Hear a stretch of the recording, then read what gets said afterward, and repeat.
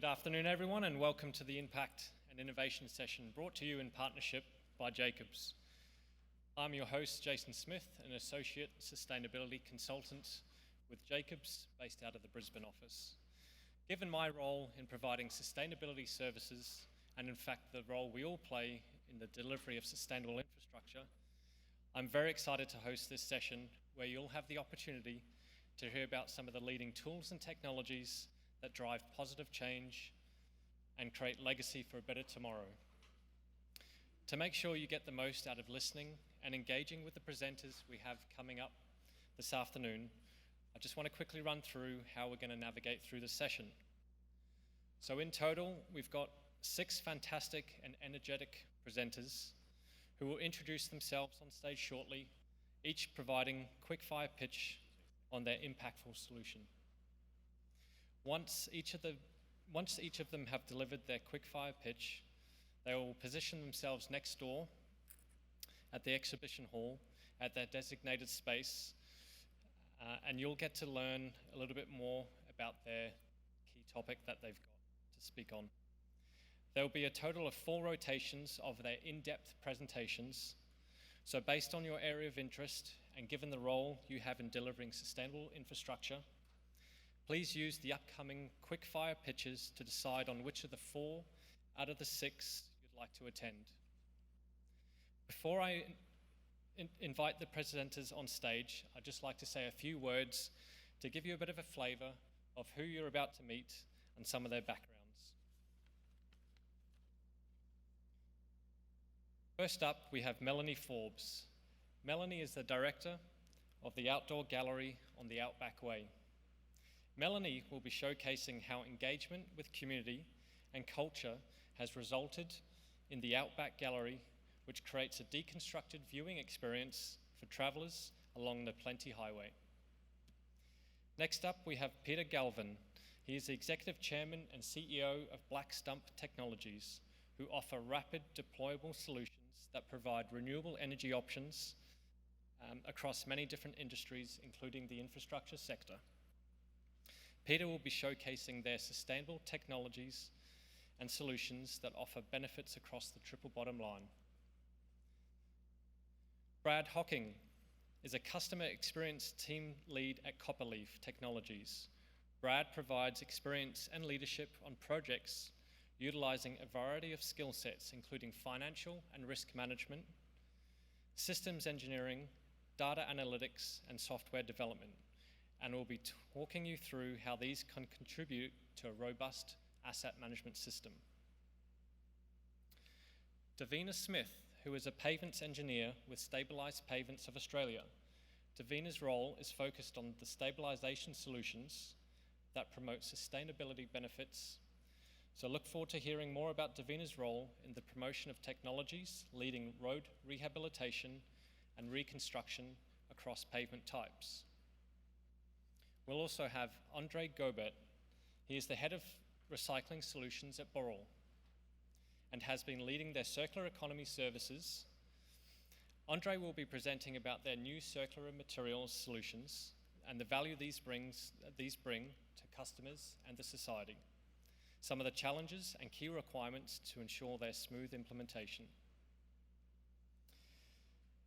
Rill Jones-McCoy is the Technical Director for Co-Design and Social Value Leader for Jacobs. Rill is active in the development of the social value thinking and will be showcasing how creative design thinking methods unlock generational legacies for both people and places. So as you can see, we've got an excellent variety of topics that will be presented to you shortly. We really want you to get the most out of discovering the impactful solutions the presenters will be showcasing. So just a little friendly request that during our rotations next door, you'll have about a minute or so before the next in-depth presentation starts. So please be mindful of time in allowing you sufficient time to move on to your next desired presenter. Myself and the ISC staff will be along with you the entire way to help you navigate around the room, and we'll be calling time when it's time to rotate onto the next one. Okay, I think that's enough from me at this stage. Just 2 friendly reminders. Again, just One is that after these quickfire sessions, we will be moving next door, where we were having a bite to eat earlier. And the second reminder is, out of the 6 presenters, you will have the opportunity to hear from 4 of them in more detail next door. So first onto the stage, I'd like to invite Melanie Forbes.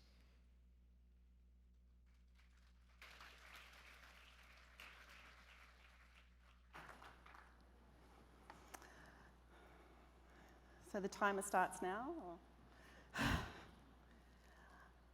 I acknowledge and pay my respects to the Kabi Kabi people, traditional owners of the country on which we are standing. I'm Melanie Forbes, Director of the Outdoor Gallery Outback Way, which links the physical asset of the highway to the communities it connects and serves. Starting about an hour and a half from Alice Springs on the road to the Queensland border, the gallery is 14 double-sided billboards of local artwork featured along a 111-kilometre stretch of the Plenty Highway. The 28 artworks showcased were sourced via an expression of interest from remote and regional artists in the NT, Queensland and WA, from towns, communities, art centres and studios close to or nearby the Outback Way. But the Outback Way is not just a road. And the Outdoor Gallery is not just a gallery. It is the development of cultural infrastructure in tandem with the sealing of the 2,700 kilometres of roads and highways that make up the Outback Way, a large physical infrastructure asset. So it's about bringing places to life, because effective cultural infrastructure connects spaces, physical assets, and technologies with people. Effective cultural infrastructure stimulates growth for the creative, knowledge, and innovation economies. Effective cultural infrastructure enables economic, cultural, creative, and social opportunities. It all starts with intention and knowing how to maximise your community engagement. This model can be replicated, it can be scaled up or down, it can be replicated and adapted, scaled up and down. This model builds relationships and connections across cultures, groups, and sectors.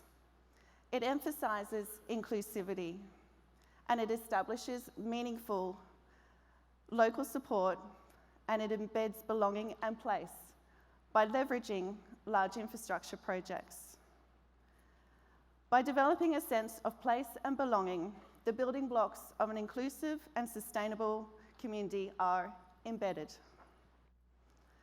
As cultural infrastructure, the Outdoor Gallery needed a cultural bottom line.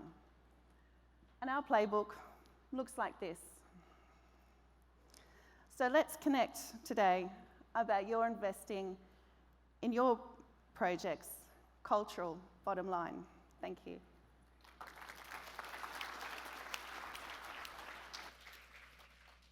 Thank you, Melanie. Next on stage, I'd welcome Peter Galvin.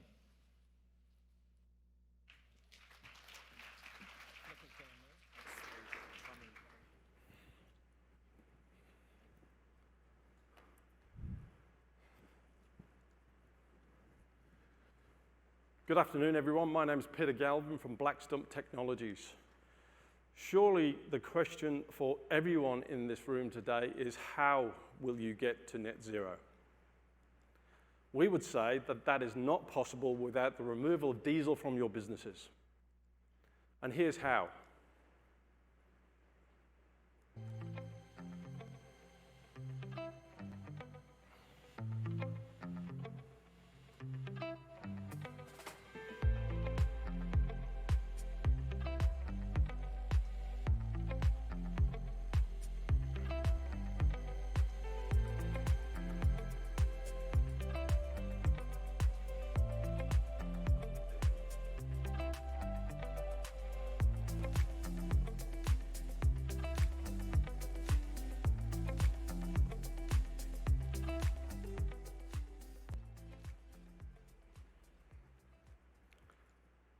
Many of you, of course, have already started this journey.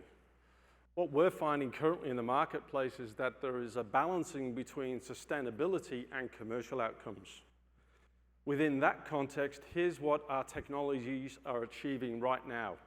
A 90% reduction in CO2 emissions, 100% is achievable now.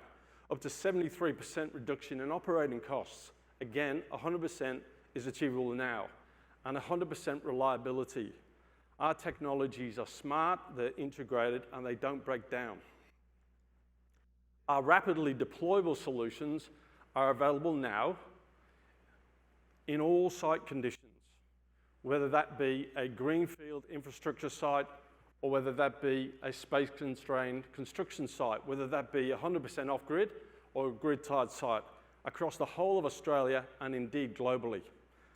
Let's have a look at some examples. Here's a renewable energy UPS system operating at the Newell Highway.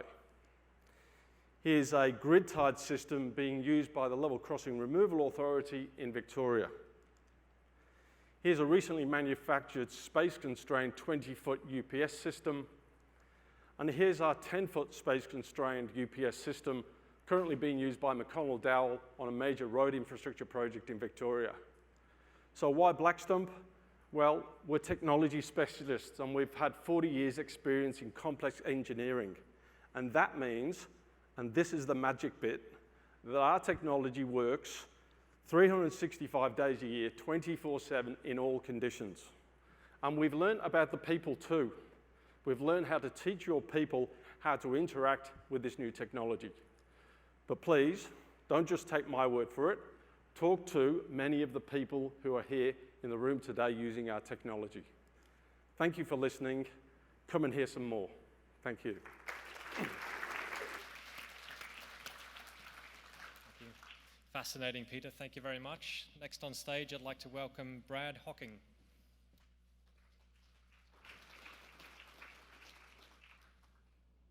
Hi, everyone.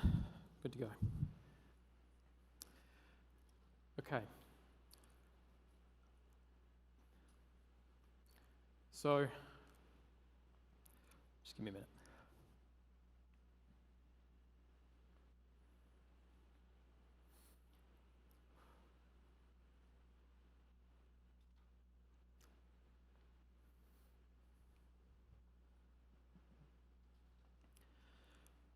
I feel like I'm really wasting a bit of this presentation. It's kind of embarrassing. I'm going to be wasting about 26% of it. You know what would be even more embarrassing? Wasting 26% of your annual CapEx budget every year and still not hitting your sustainability targets. Now, why is that relevant? A study of Copperleaf clients has shown that after implementing our system, they on average achieve a 26% efficiency gain on their infrastructure projects. The way that we achieve this is through implementing a systematic value-based decision-making framework, which is really just a fancy way of saying we help our clients work out what projects to do and when. This journey starts by firstly identifying what value means to the organisation, then aligning the different value criteria to a common economic scale, valuing all their potential investments according to this scale, and then optimising it within our solution. This is all made possible by a value framework, which Bodwin talked about briefly earlier today. This takes your potential investments and links them to your strategic objectives through quantifiable value measures. Now, these might be risk reduction, it could be financial or non-financial benefits, it could be service measures and more. It is this value framework which enables us to compare apples with pears. It enables us to compare a revenue-generating project with a project that will reduce bushfire risk and compare it to a project that will help us hit our emissions targets. Now, this all sounds pretty great, but I'm sure there are some that think, well, we won't be able to do that with us right now. I'd like to talk through some of those thoughts and why I think that they might be rubbish. Firstly, data cleansing. Your data might be as dirty as brown coal, but let's face it, it's never going to be perfect. We need to take what you've got, put it to work, and then we'll improve it as time goes by. Top-down strategies are great, but geez, they can be fluffy. So what we would advocate for is a middle-out strategy. You know what you want to do. Let's link it to your strategic objectives and head towards them. You don't understand how to value those different types of investments? That's what our value framework is for. And at the very minimum, we can be qualitatively correct and quantitatively close. Change fatigue. It happens to us all. We hate it. A process like this should be an evolution of the way you're currently working, not some horrible software revolution. So if you're keen to learn more about Copperleaf, please come and visit me at my booth. And if you're not keen at all, come anyway, because we've got chocolate and we'll bribe you with that. Thank you.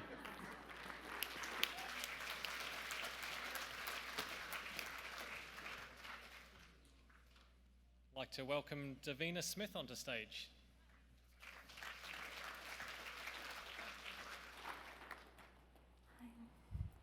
Okay, so we can start? Okay, so what I'm here to talk about today is road rehabilitation, and specifically stabilisation, in situ stabilisation. So if you are responsible for your road assets, if you are a designer, if you work in local government, if you work for state road authorities, if you have anything to do with road infrastructure, this is what should interest you. You can play the video, it's right to go. I just wanted this to go on in the background. And it's on mute. I basically want you to look at me and listen to me though. So what Stabilised Pavements of Australia have done is introduced a new process and machinery for rehabilitating road pavements. So in situ stabilisation isn't new. You may have heard of it in TMR's presentation this morning about one of the ways that it's being resilient and sustainable for road rehabilitation. But what we've done is introduced new plant and machinery, this paver-laid in situ recycling process. So why import new materials, even recycled materials, into your road pavement if all the materials that you need for a road are already there? So these are some examples of projects that we've already done. The process that we are undertaking here is called paver-laid in situ recycling. Hopefully there are some pavement nerds out there who can appreciate this, but you recycle the in situ material all in place, and then you offload it into the paver, and then you place it as a paver-laid finish out the back of the paver. We have been delivering projects across the country, and our mission is to convert as many projects from deep lift asphalt replacement, crushed rock granule replacement, into foamed asphalt pavements, which are 100% recycled pavements using the existing materials.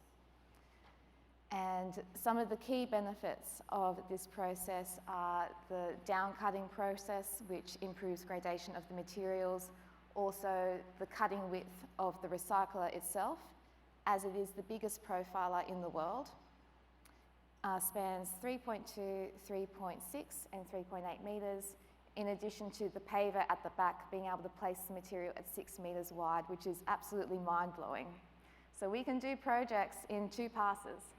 The project that was Northbourne Avenue was originally scheduled for 26 weeks using conventional construction methods.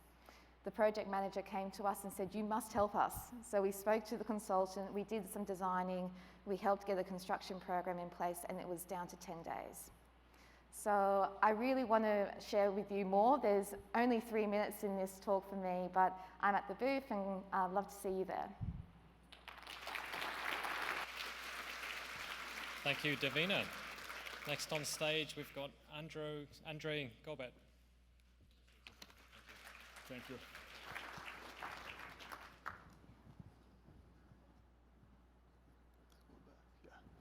Hello, everyone.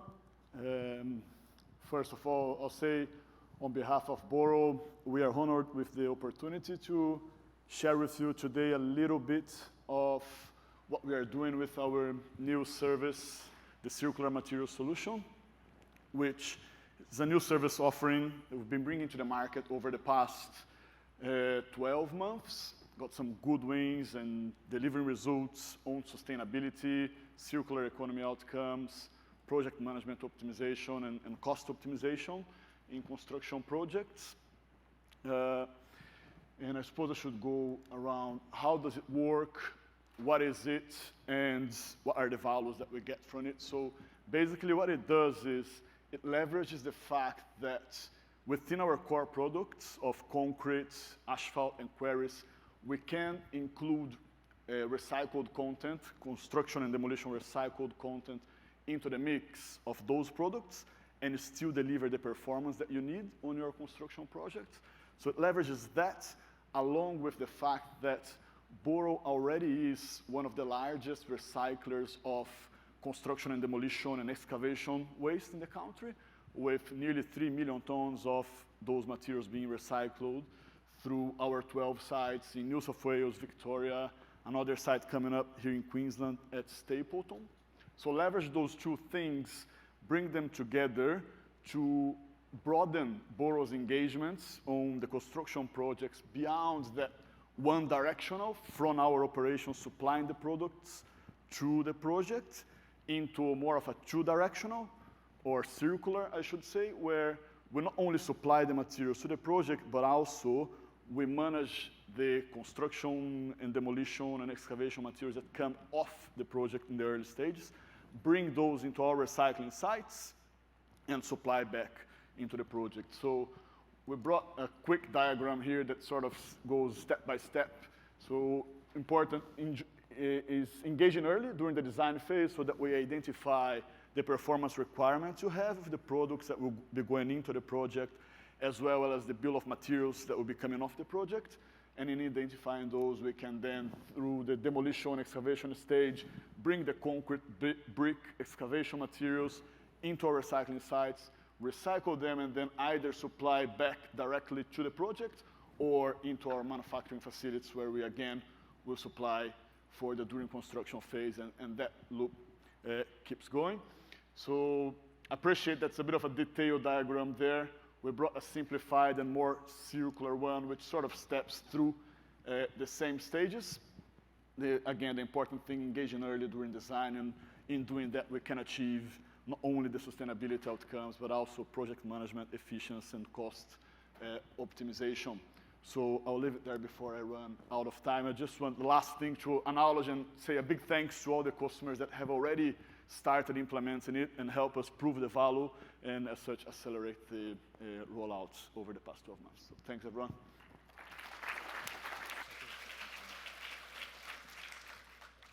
Next on stage, I'd like to welcome Rill Jones-McCoy.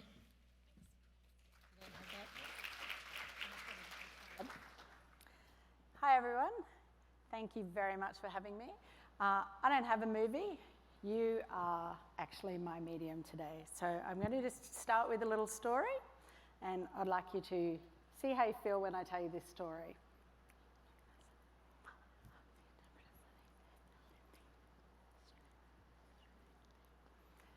Does anyone in the room understand that?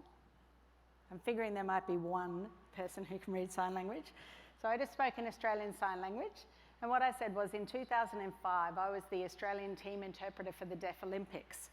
You might not have heard of the Deaf Olympics, but they started in 1924 as the International Silent Games.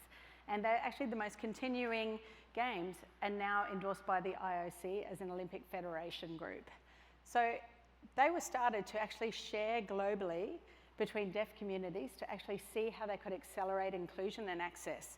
And they actually have continued to this day, and the 100-year anniversary is in 2024. Those games have massively accelerated inclusion and access through technology, through social aspects, through a whole heap of elements. And I'm sure that you're all incredibly inspired by the last presentation and starting to think about legacy ideas. So what I would like to present is your opportunity to be part of that. So in the next little session, I'm going to be running a high-speed design thinking workshop. And what I'm interested in is us actually collaborating. So innovation's not an event, it's not a workshop. It's actually a process where we keep on building and expanding ideas. And I'm sure when you heard that last presentation that you started to think, oh yeah, like UN SDGs, there's legacy, there's 10+10, there's so many concepts around. And this room is full of lots of different professionals. I'm sure we've got engineers, planners, sustainability scientists, professionals, strategists, policy people, such a mix. So what opportunity we've got at the moment to come together and actually accelerate a bit of thinking and create some legacy thinking from today, just from the things that you've heard. So this workshop will be 8 minutes, so very high speed, not high commitment, and you can rotate out, but you can take something away that actually generates a bit more of your thinking. So I invite you to join me afterwards and come along for 8 minutes of your life. Oh, someone's got some sign language there. And I will also just explain something about progress too. When I signed at the beginning, I signed Australia. That was the original sign for Australia, which was kind of convicts being dropped in Australia. Tells you. But the sign has actually changed, and now this is Queensland, and you actually sign that, and that's Uluru.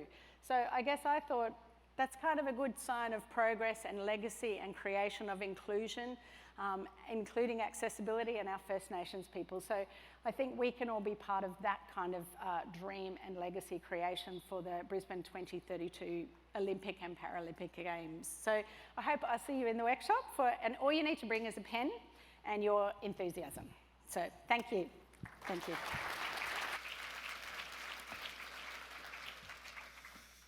Thank you there for all the short pitches from each of the presenters. So at this stage, you should have a pretty good understanding of the 4 presenters that you want to hear about in more detail. So at this moment, we'll get our running shoes on and pop on over to the next door, the expo hall. So